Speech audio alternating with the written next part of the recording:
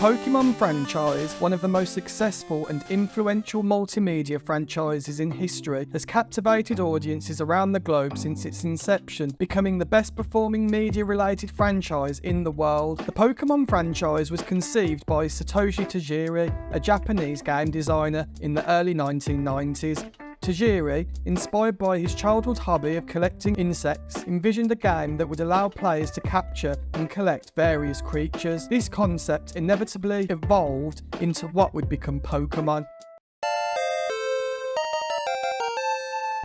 Tajiri, along with Ken Sugimori, who designed the original 151 Pokémon, and the development team at Game Freak, began working on the project. Game Freak, initially a magazine focused on gaming, then transitioned into a game development company. The idea was to create a game where players could capture, train, and battle creatures known as Pokémon. The development of the first Pokémon games took 6 years. Tajiri and his team faced numerous challenges, including limited resources and technological constraints, but despite these hurdles they persevered, and in 1996, the first Pokémon games, Pokémon Red and Pokémon Green, were released in Japan for the Game Boy. These games featured 151 unique Pokémon and allowed players to trade and battle using a game link cable, fostering social interaction and competition. The fundamental gameplay mechanics introduced have been synonymous with the game ever since its initial launch in 1996. The game is essentially turn-based, where players engage in turn-based battles, selecting moves to attack or defend, attempting to defeat all their opponent's Pokémon.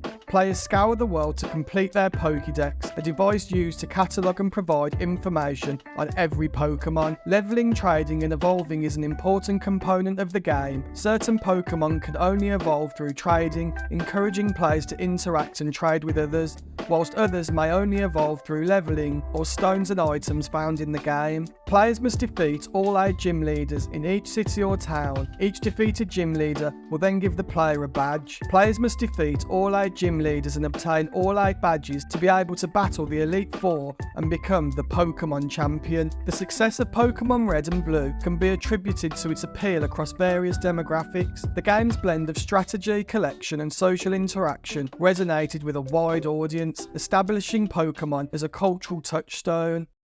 Just want to thank Gaming Prints for sponsoring today's video. If you guys love Pokémon, then you can grab yourself your own prints and nostalgic artwork from their website. I'll leave a link in the description below and use code STARRISE to get 25% off anything in store. Now back to the video. Following the success in Japan, Pokémon Red and Pokémon Blue, an updated version of Green, were released in North America in 1998 and subsequently in other regions. The international release was accompanied by a robust marketing campaign, including the Pokémon anime series, the trading card game, and a wide array of merchandise. Following the immense success of Red and Blue, Game Freak aimed to expand and innovate with the next generation of Pokémon games. Pokémon Gold and Silver were released in 1999 in Japan and 2000 worldwide. These games introduced the Johto region with 100 new Pokémon and numerous new gameplay enhancements. It introduced new key features such as the day-night cycle, the in-game clock, influenced events and Pokémon encounters, adding a layer of realism.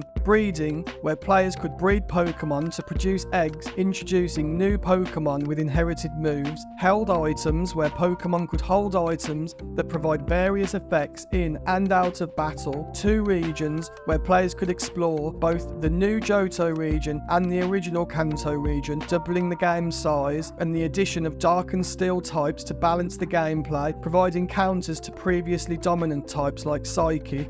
Pokegear, a multifunctional device providing a map, radio and phone for in-game characters, along with shiny Pokémon, rare, differently coloured Pokémon that added an extra layer of rarity and added to the collection challenge. Gold and Silver received critical acclaim for their depth and innovation, with many considering the best games in the series. The expanded world, new features and the ability to revisit Kanto made them enduring favourites among fans.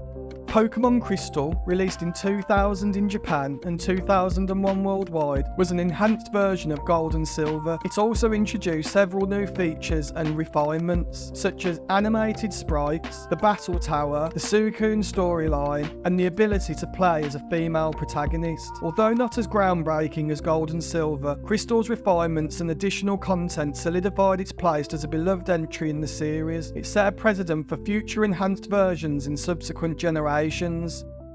Pokémon Ruby and Sapphire, released in 2002 in Japan and 2003 worldwide, marked the beginning of the series on the Game Boy Advance. These games introduced the Hoenn region and 135 new Pokémon, significantly expanding the Pokémon universe. Continuing to evolve and produce interesting new mechanics and features to their games, Game Freak added a wide variety of new key innovations, most still having an impact and playing their part in today's releases. In this generation, they added abilities where each Pokémon now had a unique ability that affected battles, adding strategic depth, natures that influenced their stat growth, further personalising each Pokémon, double battles where players could now engage in battles with 2 Pokémon on each side, contests that allowed players to compete in events that judged Pokémon on attributes rather than their battle prowess, and secret bases that let players create and customise their own hideouts in the game world.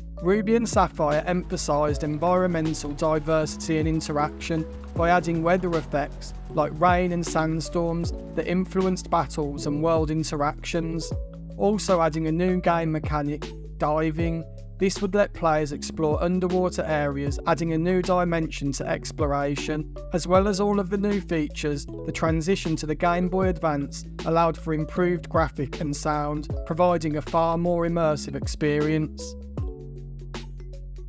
Pokémon FireRed and LeafGreen, released in 2004 worldwide and in Japan, are remakes of the original Pokémon Red and Green games.